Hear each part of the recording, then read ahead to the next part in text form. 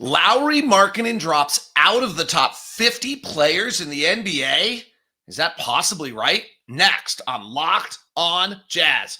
Bum bum bum bum bum bum bum bum bum bum bum bum bum.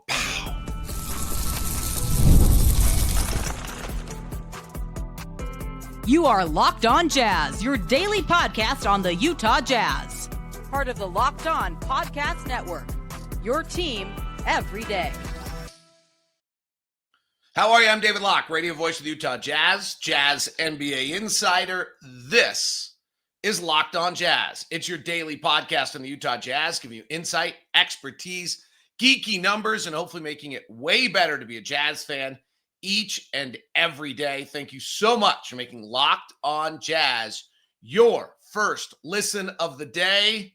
We are free and available on all podcasting apps as well as on YouTube. And to the everydayers, you are the best, and you have now made us the #1 sports podcast network in the country.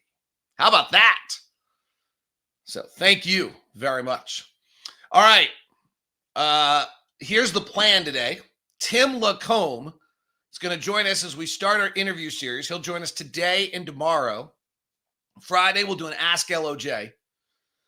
Tim and I will talk about the season upcoming, what he expects out of Ace, what he expects out of Taylor, who's going to be the next player at the top 100 over the next 2 days, so that'll be great. And then next week, we hope to have Thurl and Ron and Craig all joining us, talking a little hoops. Hopefully, Lauren will stop by as well. So we'll do all of that over the next few weeks as we get toward Media Day on what I think is going to be the 29th, that Monday. I would expect maybe the Tuesday, right in there. So pretty exciting for that. The Locked On hosts voted for the top 100 players in the NBA. We can discuss this more at time, but the top 10 came in as you see on your screen if you're on YouTube. Nikola Jokic, Shai Gilgeous-Alexander, Giannis. So basically the story there, Nikola Jokic still over Shai, even though he wins the MVP. Luka, Steph Curry at 5 over Anthony Edwards. Victor all the way up to 7. Jalen Brunson at 8. Donovan Mitchell, 9 ahead of Jason Tatum. Feels a little questionable there. We can go through the rest of them, but the big story is when you get to 55, there's Lauri Markkanen. So Lauri Markkanen coming off an off season. There's no question that he slipped.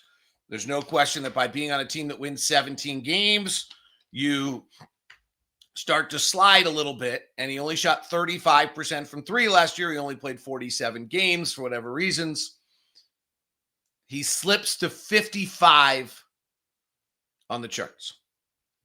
Let's move to the group ahead of that. Here's 41 through 50.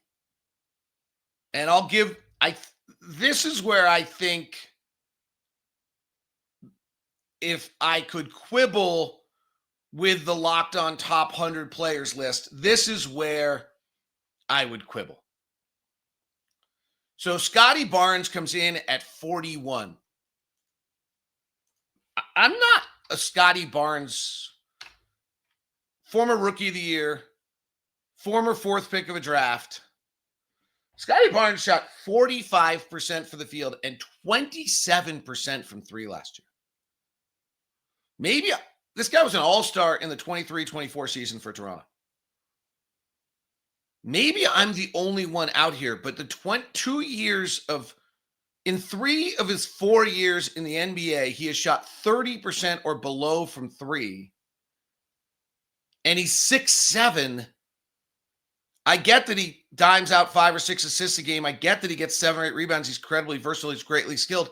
That's a pretty prohibitive issue to me. So I just generally don't have Scotty Barnes at 41. Jalen Johnson came in at 42. I think Jalen Johnson probably is 42 at the end of this year. And under Quinn is going to really prosper, and I expect Jalen Johnson might have that Gordon Hayward surge. I mean, the players that have developed under Quinn are just incredible. But he played 36 games last year. He also shot 31% from 3. He also has had 3 of his last 4 years shooting 31% or below from 3. Like, that's a big issue. He's really skilled, really talented. Okay. Julius Randle at 43, I actually think should be higher, particularly after his playoffs. Aaron Gordon at 44. I think this one gets interesting. Aaron Gordon at 44, OG Anunoby at 45 versus Lauri Markkanen. I'm not entirely sure my answer to that, by the way. On one level, I kind of think Lauri Markkanen's better than Aaron Gordon because of the potent three-point shooting, because of his length and his strength. But Aaron Gordon can guard some of the best offensive players in the league. He's pretty good crasher out of the corner. He shot it pretty well last year. Aaron Gordon, Lauri Markkanen, who's a better player, is really interesting to me, actually. Who's a better player? Lauri Markkanen and OG Anunoby is an interesting one as well. OG actually shot the three and has pretty well now for the last 2 years at 5 or 6 a game at 37, 38. So there's not as big a gap there as you would have thought. OG's playing 37 minutes a night because he's under Tom Thibodeau. He's averaging 18 points a game, and he can defend some of the best players in the NBA. I might have OG Anunoby ahead of Aaron Gordon, but they're next to each other, so I'm not even about to quibble that much on this list.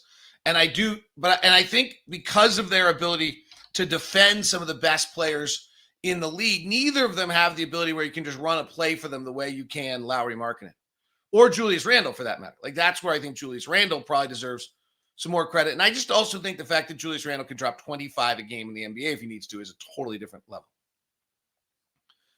Desmond Bane's drop here is interesting to me. I feel like he used to be a top 30 player in a lot of people's minds, and he's at 46 despite what was a pretty good year. I think Bane gets lost in the shuffle here, and I think is one of the most misrepresented players on our top 100 list at 46. Zion and LaMelo at 47, 48, I kind of love. You just don't know what you think of either of them. Amen Thompson is a play to the future. Tyler Hero at 50. And then you drop in to Rudy Gobert at 51, Joel Embiid at 52, Draymond Green at 53, Dame Lillard at 54, and Lowry at 55. I think Lowry is short-shifted a little bit here, but he's in actually just a kind of interesting group of players. Well, Dame obviously out for the season and slipping, but at one point, one of the great scorers. Draymond, one of the greatest defensive players in the game, slipping. Joel Embiid, a top 10 talent who's just not doing that. Rudy Gobert, I always think is on the wrong end of these charts at 51.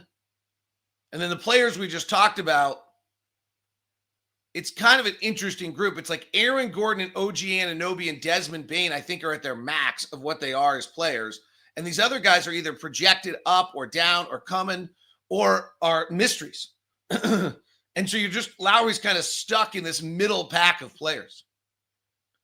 Trey Murphy averaged 18 a game last year. I think Lowry's probably superior. Jared Allen probably should be below Rudy Gobert. So in that sense, he's right. Austin Reeves, Mikal Bridges, and Norman Powell are the next 5 players. Again, Trey Murphy, Jared Allen, Austin Reeves, Mikal Bridges, and Norman Powell are the next 5 players. Norman Powell and Lauri Markkanen pretty similar, that they've kind of touched on all-star level at times. I thought Norman Powell probably should have made the all-star game this year. And then at the other level of things, probably most of the time or not. And if you look at the next group of 60 to 70 on the Locked On Top 100 NBA players, I'm not sure I think any of these guys should be ahead of Lauri Markkanen. Dyson Daniels, the steal thief. Denny Avdija really developing beautifully for the Blazers. Had a great second half of the season. Brandon Ingram, Fred VanVleet, Jaden McDaniels. Zach LaVine is probably similar to Lowry in a lot of people's minds. A lot of numbers, not a lot of wins. Suggs and Caruso, similar players. DeMar DeRozan on his fading out, and Isaiah Hartenstein. This is, I thought, a particularly interesting group of the top 100. So I think Lowry gets short-shifted a little bit because I'm not as high on Scotty Barnes and Jalen Johnson, who can't shoot.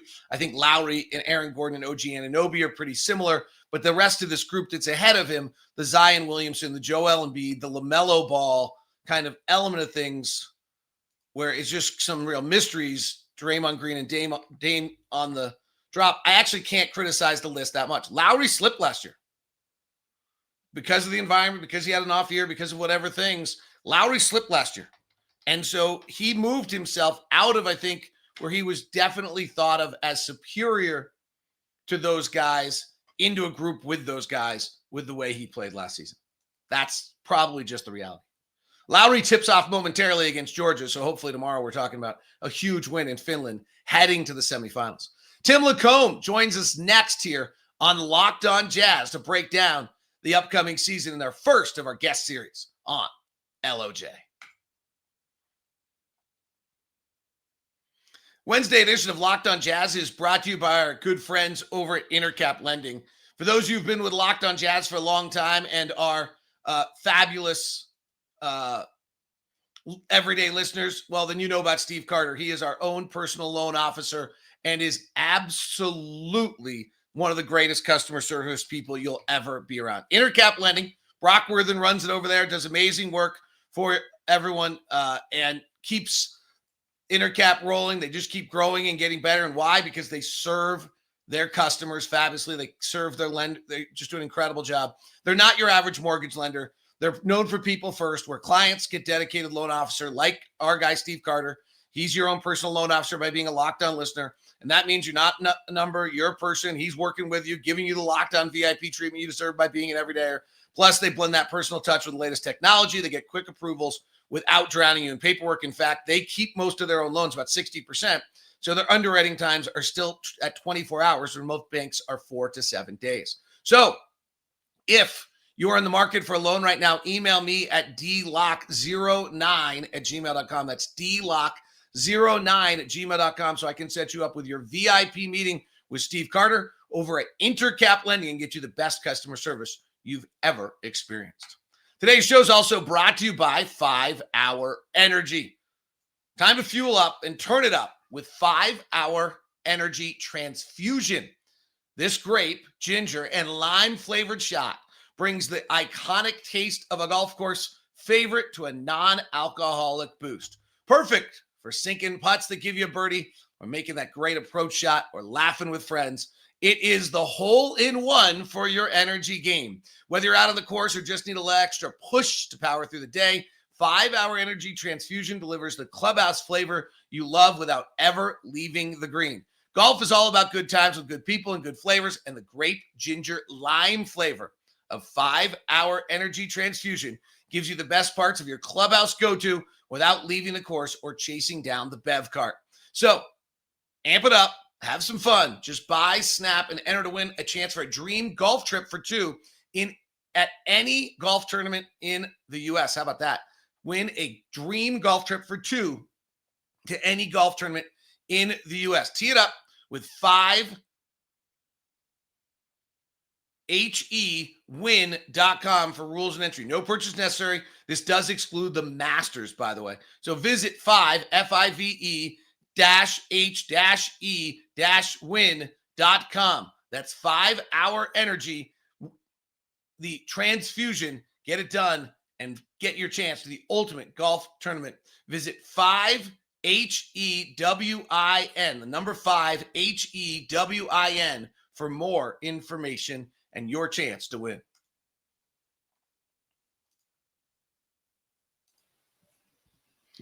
Joined by Tim LaComb, former BYU coach, all-around great guy, rock star, literally, and pre-halftime post-game show host of the Utah Jazz Game Day. And Timmy LaComb, we're less than a month away from working games. Maybe you, I don't know what you're doing preseason. I'm less than a month away from calling games. That fires me up. I'm pretty excited for it. And this season feels better. I don't think we're going to win a lot more, but it feels better. Yeah. And, you know, I think that the thing that I've thought a lot about is at least there'll be a real clear direction. I mean, this is not going to be, trying to read the tea leaves as to what's going on. They've got a stable of really good players, but they're also very young. And if you follow basketball closely, winning with young players is very difficult. But man, they got, we'll get into the talent stash, but they definitely have some guys that can play. And now it's just, the old forming, norming, storming, and performing, that whole thing. We're going to see that kind of develop through the year. I think there's an interesting thing for a lot of these guys, because I've always felt, and we'll see how Isaiah Collier and Kyle deal with this. I kind of feel like they're going to be a year ahead of the process. But I've always felt that like the way this league works is you come into the league as a young player, you try it, you think you're great, right? Because you've been great your whole life by definition of being drafted. You get your ass just handed to you. You go to the offseason, you work on all the same things because you're going to figure it out. And honestly, in the second year, you kind of just get it handed to you again. And then in the third year, you come back and say, okay, if I'm going to make it in the league, I'm doing these 3 things. And that's what I'm going to be really good at. And I've got a way to cover up these 3 things because those are the things where I'm not good enough. And I've got to find a way to just kind of cover up my weaknesses. And I think that's going to be a lot of the journey here for these young guys is which guy, because they all have great skills. They wouldn't be here otherwise, but they also all have, a lot of them have some pretty big warts. And how do they learn how to play around their warts? Yeah, I think that's so well said. And really, the guys that were with the team last year, the young guys, they, in end of year meetings, most of the time you leave with bullet points. Here's the things we need you to be better at. And I think that the consensus, you think back to Walker, and really he outkicked the coverage in year 1. I mean, I think it's his innate ability to protect the rim that really gave him a spot out there. And then he's crafty, to be able to finish things above, gather, come up around the other side or over his head. And so he was very, very useful, but he hit that wall in year 2. And man, it is, when a guy's in it, you can see it. You talked about it a lot that year. We talked about it, that it was just really difficult for him to find that same level of success. But in that offseason, went and addressed number one thing, my physicality. And we saw him dishing a lot of blows last year, moving guys around. And as you said all year long, the leader in the NBA in contested rebound percentage, which those are big boy rebounds. You got to go get that thing. So I'm excited to see that evolve for each of these guys. But yeah, this is now an opportunity to address those things for the guys that have been here and the new guys to start their journey. So the headliner is Ace Bailey. What do you expect out of him this year? I expect a lot of greatness, and I expect a lot of, probably mistakes that are made by guys that haven't played the game at a high level for very long. Man, you watch his highlight tape and you take out any of the misses and faux pas, and, you can put it up against a lot of tape.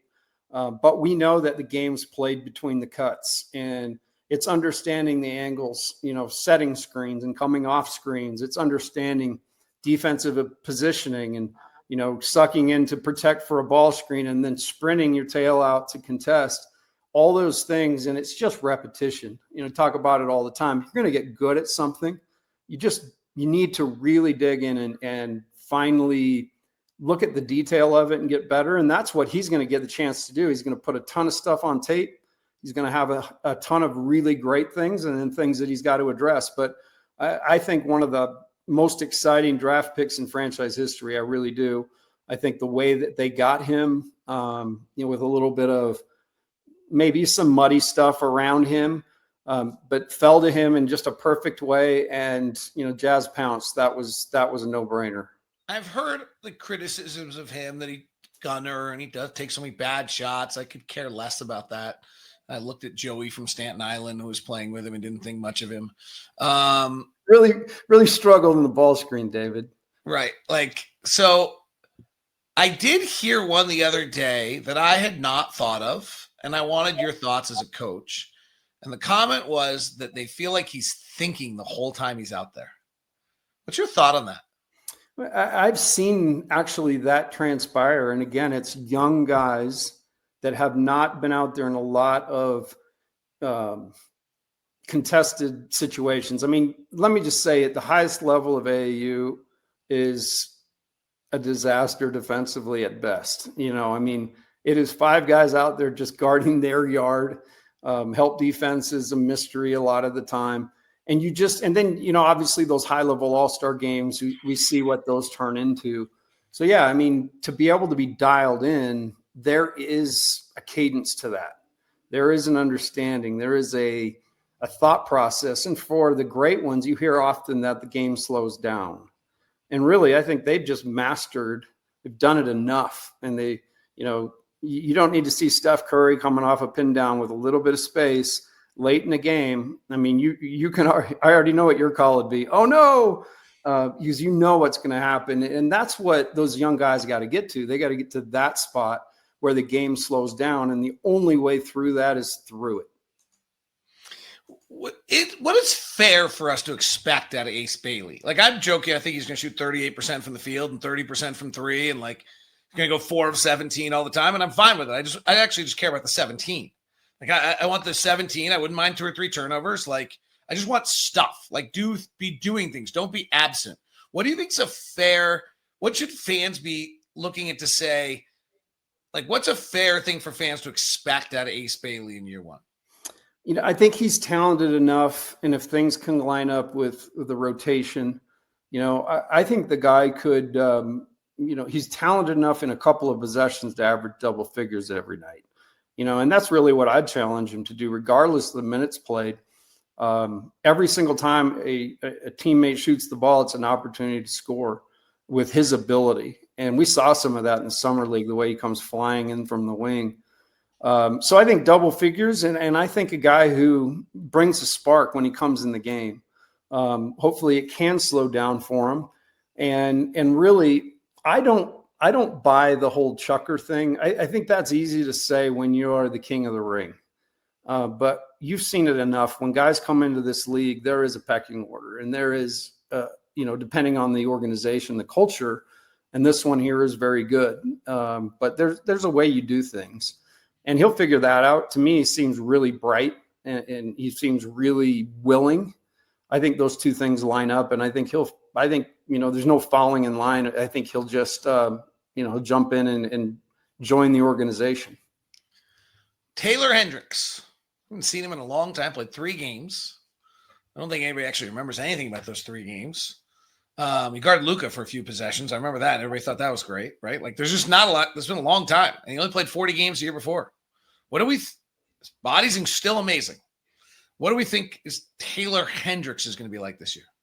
Well, the ideal part of Taylor's game, particularly when he's alongside Lauri, is you start talking about the ability to switch a lot of things. And in the NBA, that's such an advantage.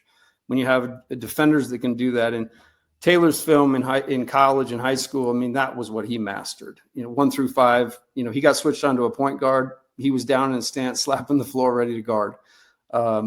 He's got now not just the year he played, but I think there was some real value. As hard as last year was, I think there's some real value. The time slowed down, the reps slowed down, and he got to really study the game like we do. You can sit and watch it, and with all the reinforcement, sitting in all the film, almost like going through a season and mentally going through it, but not having the wear and tear on your body. I expect big things from him. I really do. I am high on Taylor. What do you mean by big things? I think a guy that's going to come in and I think he's got the ability to start games for the Jazz. I really do. I saw his shot evolve. When it first got here, it was not an NBA ready shot. He was clunky in catching it and finding the laces. He was a little bit of a slow, low release. And the stuff I've watched, just watching the little clips that you see, he's definitely sped it up. He's got it released higher. And really for him, he's just got to have some success. He's got all the tools. And I think the intellect part that maybe was raw for him in year one, with the experience of playing the year, watching last year, sitting in all that, and then jumping in this year. I'm looking for him to kind of be the sub-story of the year. I think that I'm expecting big things from Taylor. Oh, that's interesting. We'll elaborate more on Taylor Hendricks, what he expects to see in the body. Has been formed, I believe, in redshirt years actually for pro players, and he's just done that. So we'll do all of that. We continue. Plus, what does Tim LaComb think the starting 5 will be? So we continue here on Locked On Jazz with Timmy LaComb.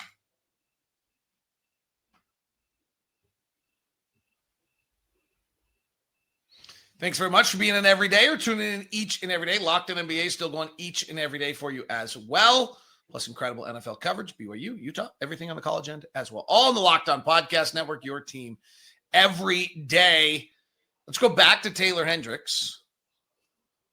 Are you talking like, I don't want to put numbers, but like, so you can average 12 points and 6 rebounds, 15 points and 7 rebounds, 10 rebounds, 10 points, 5 rebounds? Let's go 10 and 5. So my theory, I'll throw this out there. My theory is we actually don't judge anything about Taylor Hendricks till after All-Star break. I think when guys come back from catastrophic injuries, they actually need a mental reset. Like, I think that Taylor Hendricks will play the first 50 games of the year wondering if he's okay. And he'll get to All-Star break and be like, oh, wait, I'm fine. I actually am fine. My legs still, hopefully. I'm healthy. I'm fine. And I can relax. And now I can go play. And then we can start evaluating him after the All-Star break. And then post All-Star break, maybe 12 and 6. You know? Okay. But I really do. I buy stock in him. I like him. I believe in the redshirt year because I just think frankly, Blake Griffin did it. It worked out great. Nick Collison did it. It worked out great. Chet Holmgren did it. It worked out great. A lot of these guys are top picks. But if you actually look at the kids who've done it, they kind of come back and they have a little bit of an understanding and they're not quite as overwhelmed. He just got his redshirt year, his second year. That's right. Yeah. And really, it's that, I always felt like two things with him. He came in fairly thin and he is just bulked up. I mean, you haven't seen him in a while. He's a big dude. And then, as I said, his versatility defensively, I mean, there's just a place for that guy out there in today's game. And so fingers crossed, everything goes well. Just a terrific young man. I've gotten to know his mom, getting to the games early and visiting with her. Comes from a phenomenal family. So I'm hoping good things for him. The starting 5 for the Utah Jazz on October 23rd against the Los Angeles Clippers. No endorsement deals allowed. What is your starting 5 on that day? Well, I think two of the easy ones. I think Walker and Lauri are. Yep. Okay. I'm good with those two, and I'm not sure.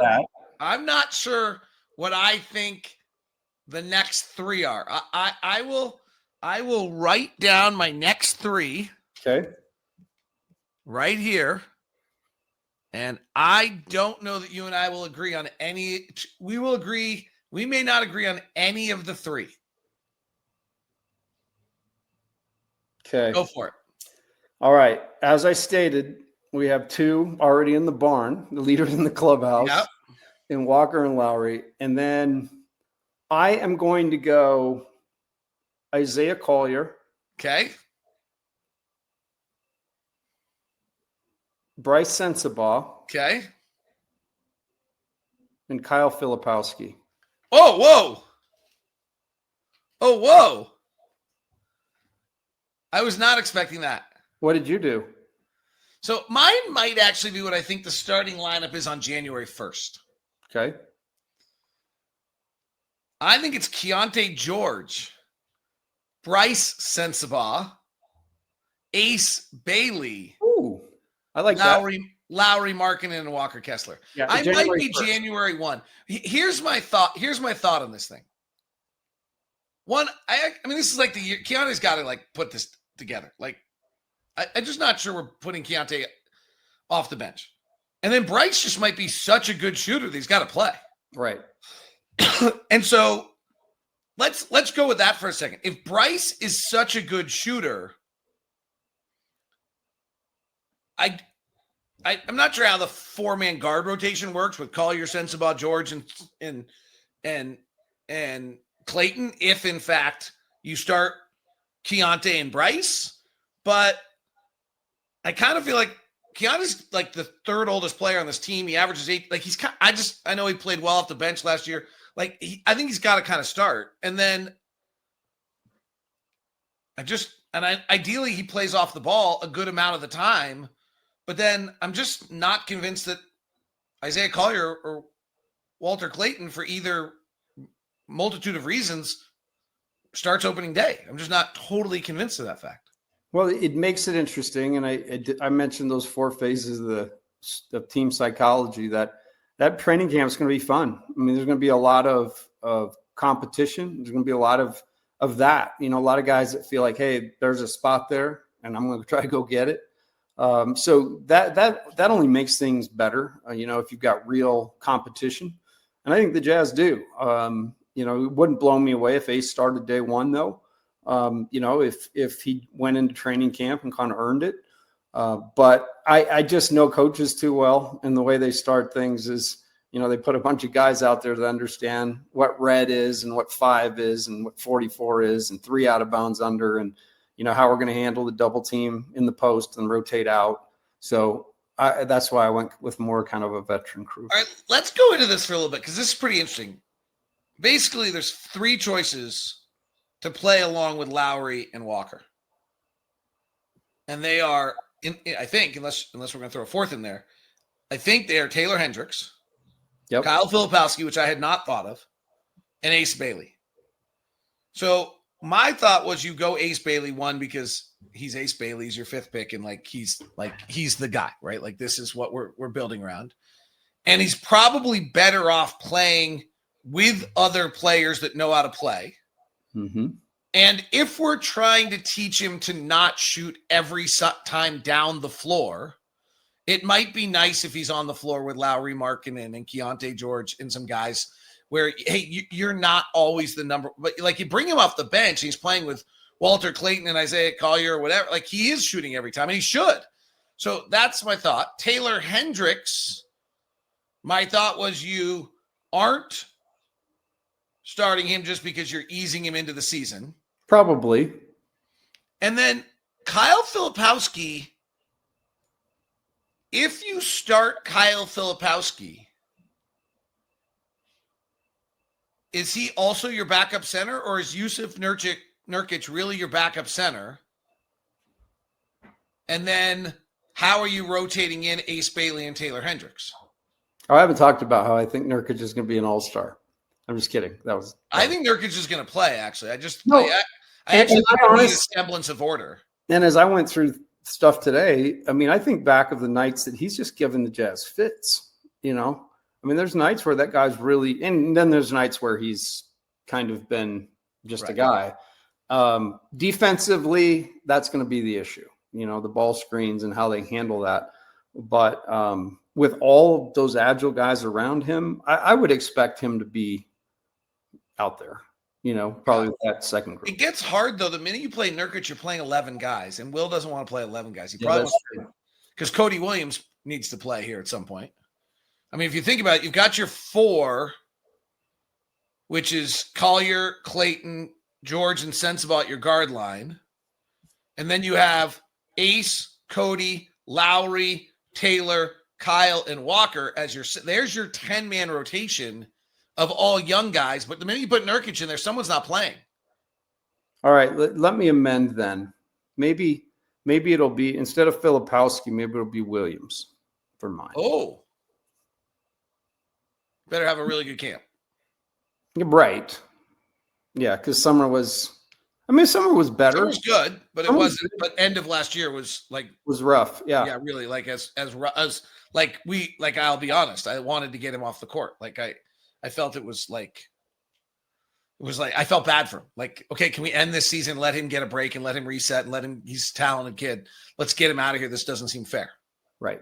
And in part of it too, team dynamics are so, last year was really interesting to watch. It was interesting to analyze. And, there's been a lot of talk about this year's going to be different. And I think that will actually help Cody. I think some direction, coming off a little bit of success, but it is a big year for him. He's got to make another step.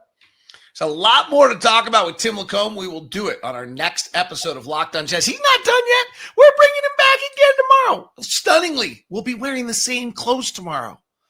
It's crazy how that's going to work. Yeah, I'm not even trying to fool you about it. This is Locked On Jazz.